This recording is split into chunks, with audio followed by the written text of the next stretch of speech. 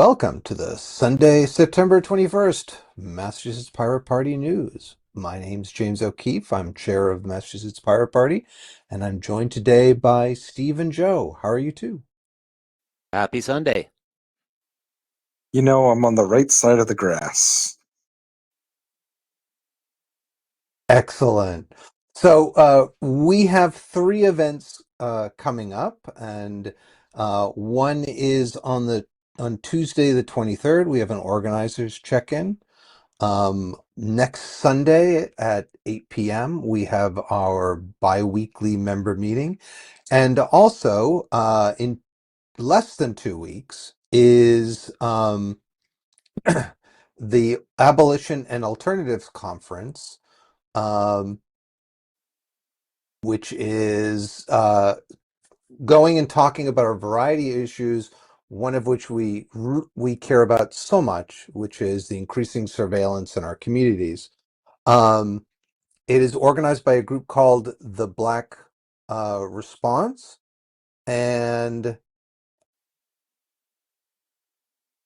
and they're doing a great job of bringing together for a 3-day conference on surveillance, on housing, and a wide variety of other issues. So we encourage our supporters to come out and attend. Uh, if you can send some money their way and tell people about it, by all means, please do that. It's going to be a great conference, and we're looking forward to it very much. And then additionally, um, and we also have links in both the event and on our page um, to give you information about the topics that are there. They'll have a schedule out. They're working on the schedule, and hopefully it'll be out this week. In addition to that, we have, of course, our 2025 Administrative Coup Memory Bank, because, the long memory, it's the most radical idea in this country. And so, some of the topics that have come up of late, recently it was found out that Tom Homan, Omen. in the Trump administration, thank you, accepted $50,000 from undercover FBI agents, but apparently that investigation's been shut down. There is an annual hunger survey that we don't need anymore, according to Trump, even as food becomes more expensive, people start losing their jobs and more people will become hungry. So there's a whole bunch of articles that we've gathered over time. And if you're interested in being depressed, by all means, check it out. We also have other pages at our wiki. We've started a surveillance history page, and what to do when fascism comes. So by all means, check those out. Speaking of surveillance, uh, we had this article from HorizonMass.news, from the Boston Institute for Nonprofit Journalism. Great folks. They started the BINJ Brother effort, which got us to create cctv.masspirates.org.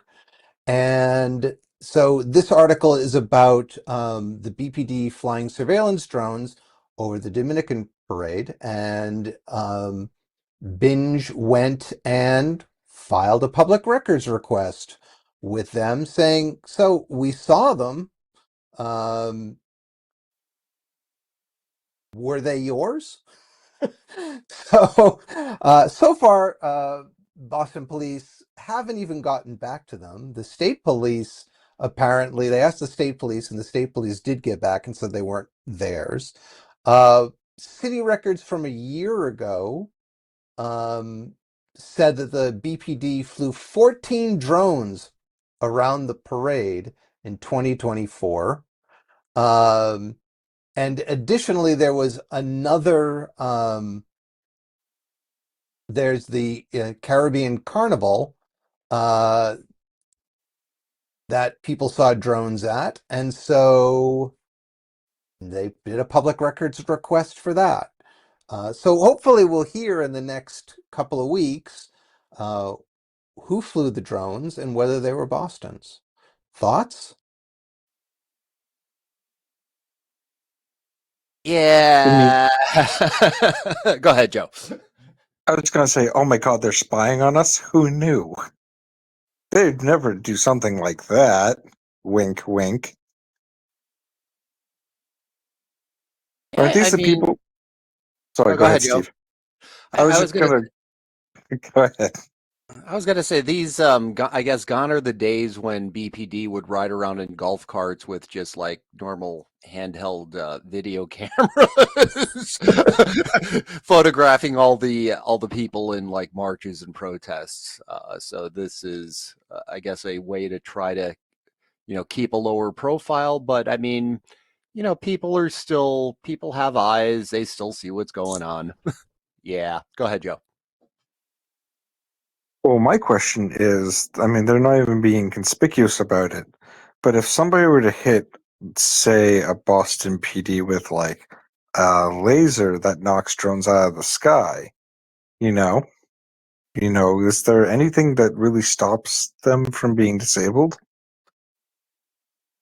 I mean, that's a pretty big laser. I don't think the military's been working on things like that. I guess they want a longer range, but I'm not talking like the mail gun high-powered maybe. ones. Weren't green lasers, like the little laser pointers, messing up airplanes? Wouldn't that mess up a drone too? Well, with Potentially, the if you shined it into the camera, yeah, that the may the be green against the laser. law. Yeah, well, wouldn't it be against the law to be recorded? Isn't this a two-party consent state? So wouldn't it be against the law that they're recording without permission?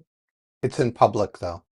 Yeah, so Oh, the idea behind the two-party law is that when one party tells you that they're recording, you have an option to leave. That's basically how it works, from my understanding. yeah. So if you're recording, like a lot of the apps are going on the phones now, so wouldn't they have to essentially announce, like, "Hey, you're being recorded," or at least They ha- notify you in some way? I mean, they have to be. The idea is that you have to be, in you inconspicuous, conspicuous. You can't conceal it. So if a person is holding a phone and pointing it at you, you can kind of assume that they're taking pictures or recording something. um where it is, the if you were to have, say, a small spy camera like thing that wasn't apparent, that would be a violation of the wiretap law, I believe. So we wouldn't So be advocating for people to hit those things with lasers or run their drones into them. But if it happens, who knows? Who's Accidents yeah, do happen. I people mean, are hopefully going it to do doesn't what they're land going on to anyone. do. Yeah. I mean, one issue that's drawn out in the article is Boston is a sanctuary city, and so for civil immigration issues, Boston police are not supposed to work with ICE or other government agencies. And so if there's surveillance footage from these two events, is that footage then going to the Boston Regional Information Center, also at Boston PD HQ, and there to various federal agencies? That's part of the public records request as well, because they're Yeah. not supposed to do that, but that doesn't mean it wouldn't be done. Yeah, isn't there a system that they use, that like a criminal database that they use when they're recording stuff? So aren't they basically building a criminal case against people of Dominican origin? I mean, they might claim that it's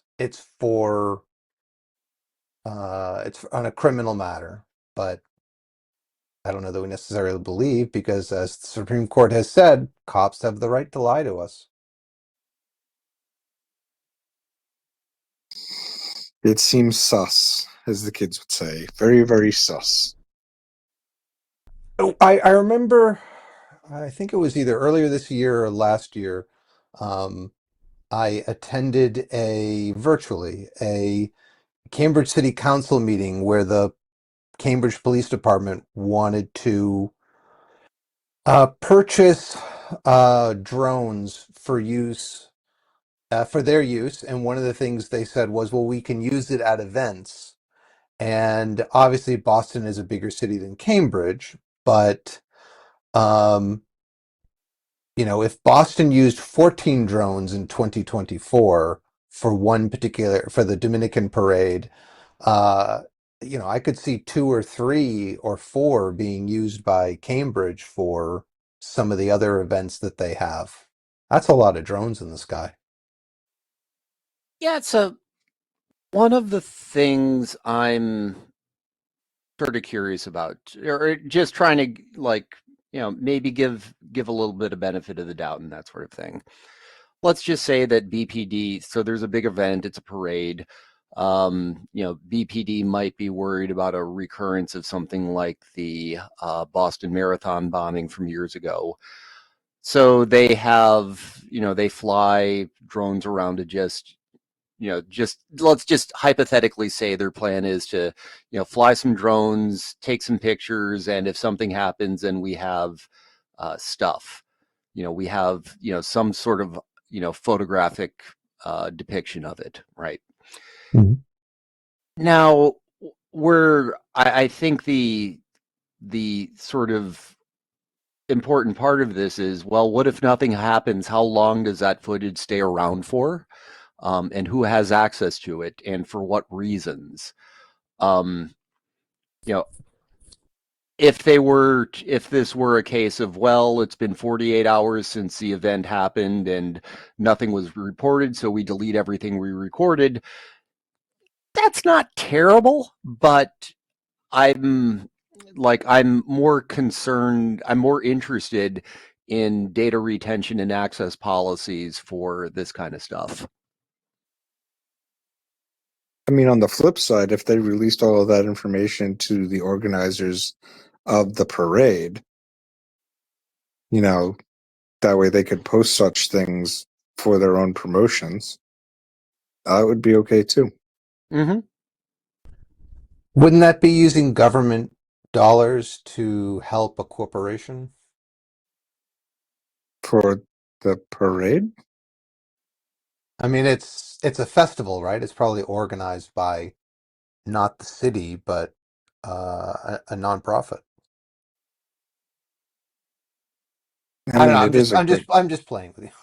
Yeah. it is a Well, gray it area, is a but play, valid point. But There was oh, it's a sort of, once upon a time, it was a thing when cities, I think New York in particular, were starting to install cameras on subways. There would be little theater troops that would, stand in front of the camera, do a skit, and then file public records requests for the footage of their performances, which is kind of brilliant, actually. Um, but you know, who knows? bring back. so sorry. Go, Steve. Go, Joe. Sorry. I was gonna say, bring back theater performers. Speaking of I was being theater, silly. Go ahead. um, so as folks uh, may know, there was an assassination of a conservative activist with, um, well, let's say he doesn't. There are only certain people that he likes, and and Jimmy Kimmel, as is his wont, commented on the GOP's attempt to brand his killer as a left-wing activist um, who's, the downfall of the United States or something like that, even though, federal records say that um, most of these killings or attacks are done by right-wing people. Um, so as a result of Kimmel's one statement, even though Kimmel had gone and, you know, opposed the killing of said Republican conservative activist, Um, his show was, well, I mean, basically the chair of the SEC said it would be a shame um, if all the various stations said they didn't want Jimmy Kimmel anymore, and then Disney would have to pull him, and indeed that's what happened.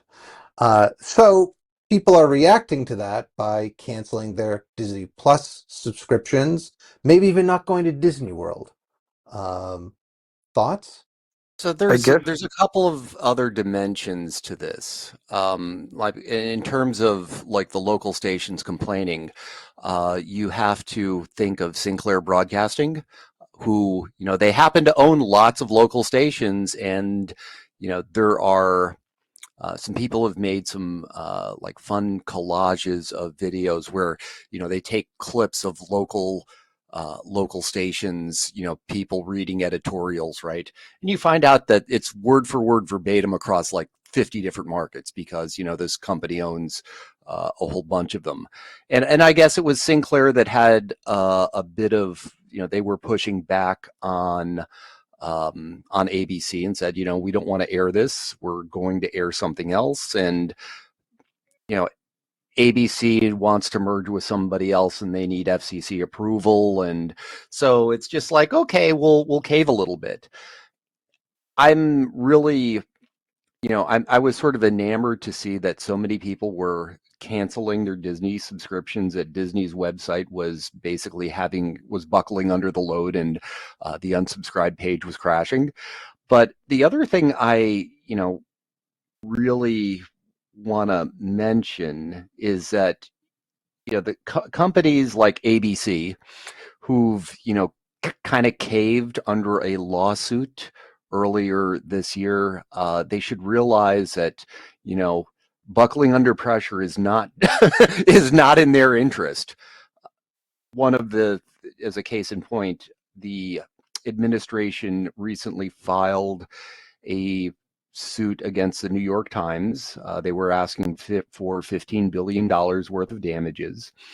And the judge who heard the case in Florida, who was a George H.W. Bush appointee, he basically said, well, you haven't even followed fi- filing procedure correctly. It was Civil Procedure Rule 8. You have to state your claims in a succinct manner, and I guess their complaint had 80 pages of bullshit before it got to the substance of stuff. So he basically said, I'm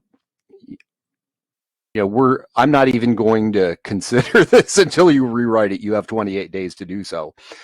The administration has had such a bad track record in courts. You know, they have, because their cases are bullshit, or they haven't been able to convince juries that they're not bullshit. You know, ABC, you could come on, man, you could do better.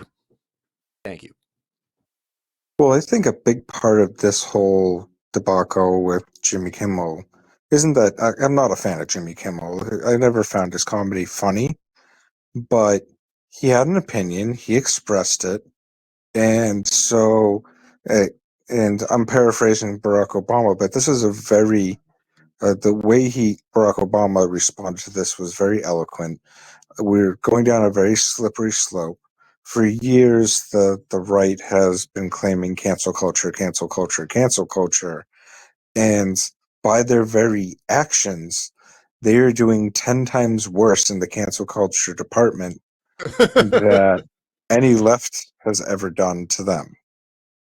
And so it's a real slippery slope, you know, to like demonize the opposing political side, and yes, there are some people that where I totally agree we should keep politics away from, but there are some places where it's not appropriate. There are some places where it doesn't belong.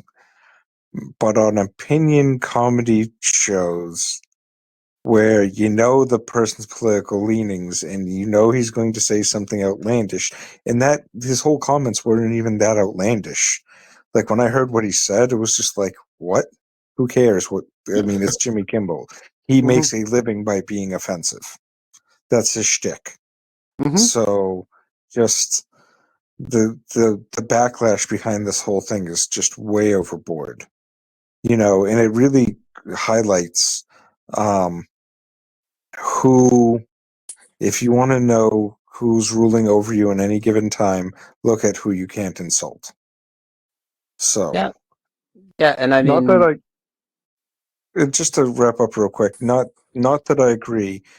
What happened to Charlie was absolutely abhorrent, you know, and you know, agree with him, disagree with him. He had a strong stance. He believed in what he was saying, and you have to respect him for that. So, that being said, was he right about everything? No. I wish I got a chance to debate him. I never did. But, he was at least standing up for what he believed in, and that I have to respect. So, my heart goes out to his family. But should we be having this huge backlash from this? I don't think that, you know, well, it's not. Go ahead, Steve. so two aspects. One on the backlash. I think that folks in the majority party are a little rattled, or more than, or actually, I would say seriously rattled at the moment because this is gun in America. This is the United States. We have lots of guns. We have lots of gun violence, and nothing. It's one of those things that just seems to have become an accepted part of society. I mean, at at roughly the same time, there was a school shooting in Colorado that barely got any mention at all. But in this case, this was a very public. I think we can call it an assassination of somebody, a celebrity figure in the majority party's sort of inner circle. And yeah, they're rattled.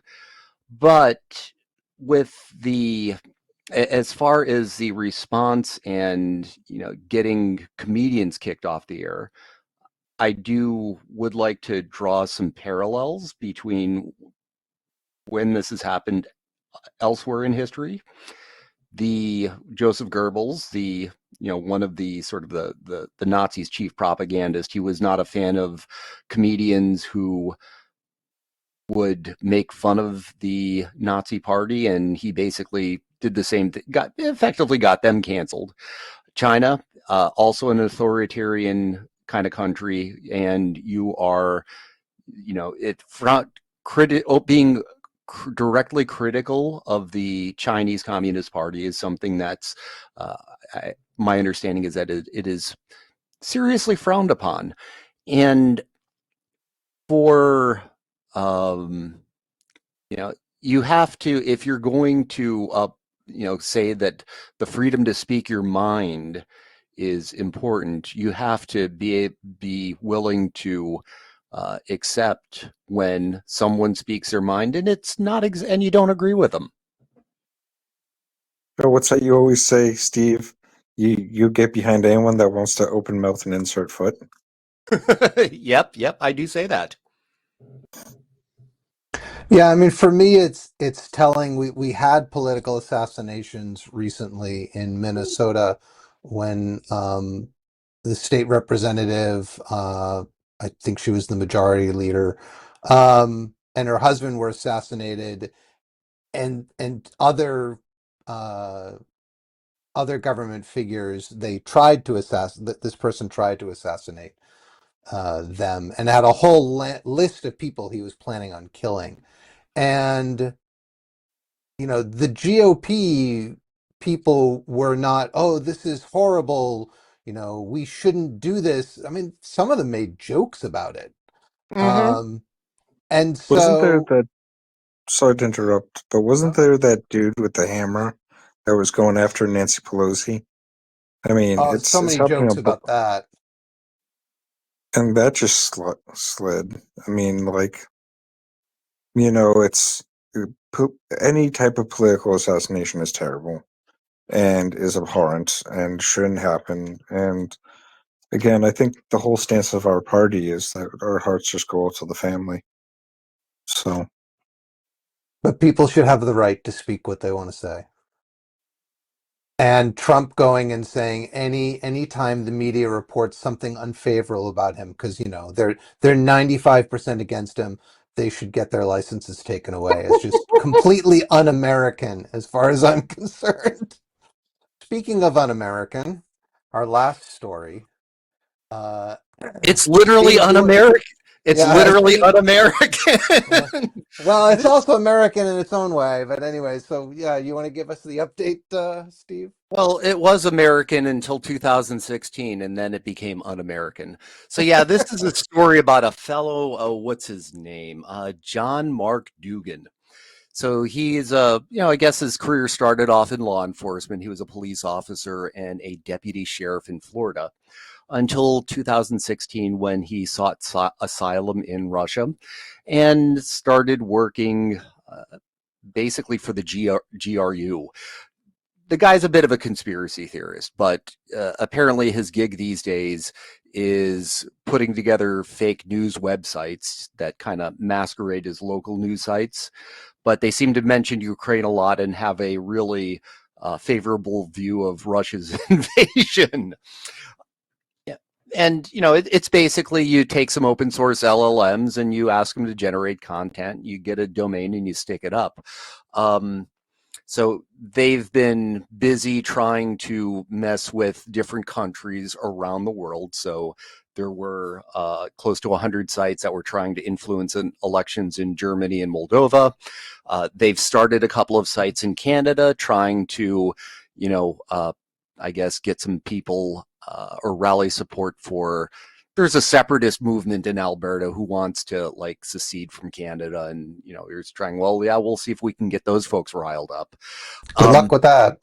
yeah, well, yeah, but one of the things that we have to worry about here are our own disinformation around our own political system. During there was a period of time where our Central Intelligence Agency said, yeah, we like foreign countries with a free press because it's really easy to mess shit up there. And folks have learned from that. And now we're, having the same playbook turned around and used on us.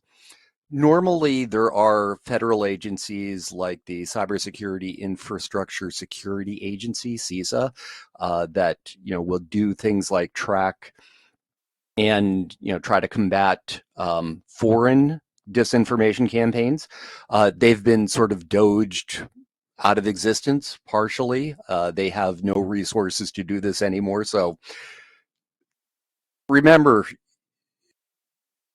on the internet, no one knows that you're a dog, but your first instinct should be to think they're a bot.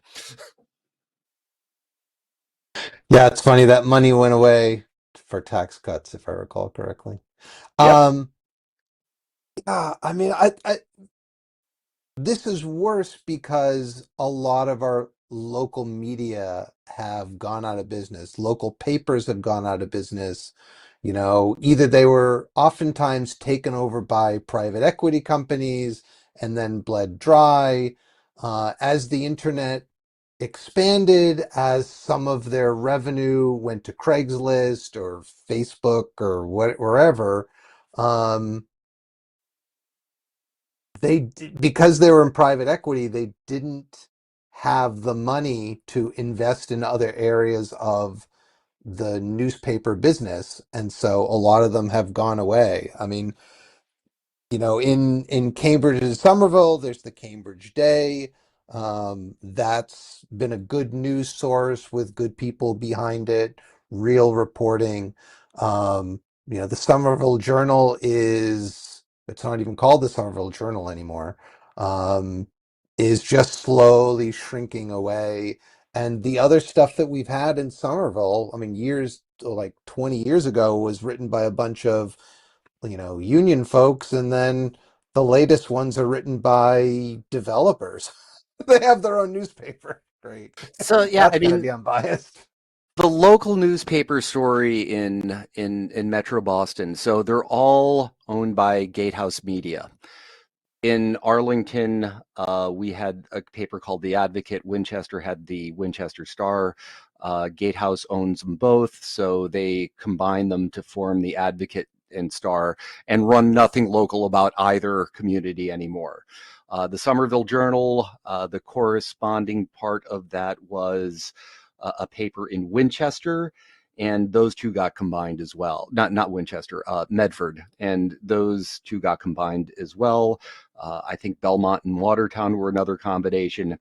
I mean, thankfully, we still have the Boston Globe, which, it's not local, but they do, they still do a decent job with reporting. And, I am happy to say that I'm a Globe subscriber. And I, have regular, sort of subscriptions to a couple of nonprofit um, journal, journalism efforts because, this stuff is important. I mean, where a lot of it's coming from the Associated Press, but that's all big box media news, which, you know, with the fact that they do so much that's so obviously not always 100% accurate, and it's hard to sift through it all. Mm-hmm. And it's all pretty constant, and it's all um, very, very interesting take on a lot of things. So it's hard to stay non-biased. Um, I tend to read stuff that leans me much more left. And I'm sure there's a lot of gaps that I'm missing, but I really just cannot stand Fox News. You're Actually, alone in that.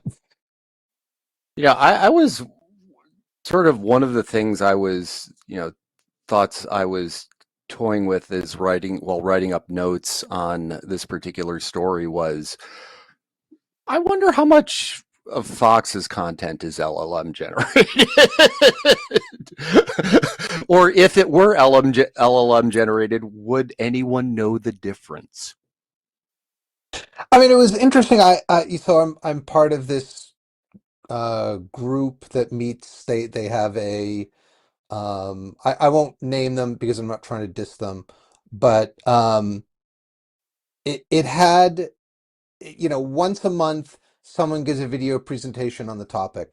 And so the newsletter came out, and it was the person was giving the summary of the talk they're going to give, which is great. Fine. And they said at the beginning that this was written with the help of AI.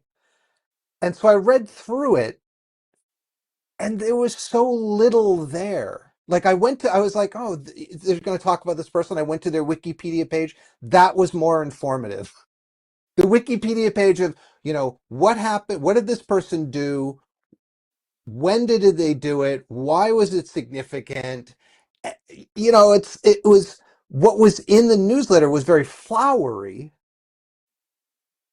but it had a lot of repetition and it didn't have a lot of facts.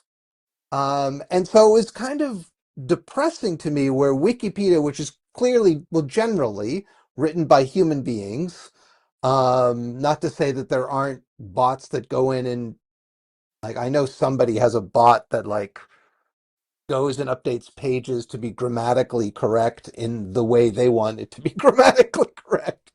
I've heard of that in the past, but generally there are editors out there. There are people who make the edits, and they have a whole discussion about certainly the bigger pages more than the smaller pages, of whether they should phrase it one way or another. But it was just interesting to me that Wikipedia had a more important description of this person's life than the summary that was for this group. And I'm just wondering, is AI just embellishing things? Or, I don't know. It just made me worry.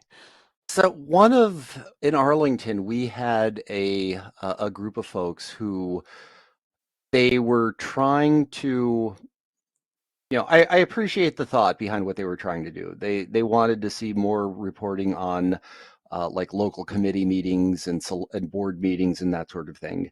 So what they would do was wait for a lot of our board meetings are recorded, and the videos are put up on Arlington Community Media Inc.'s website.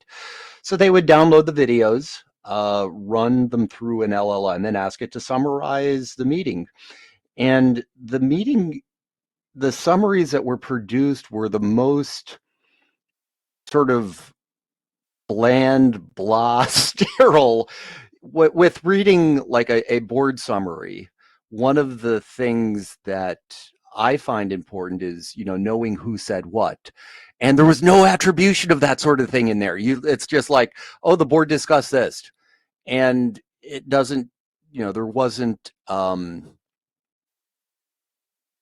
know, there was very little substance to it. They did this for a while. It was, they were very transparent about using, the fact that they were using AI generated summaries, but it lasted for a while, and then I guess they gave it up. But um, I think that there is still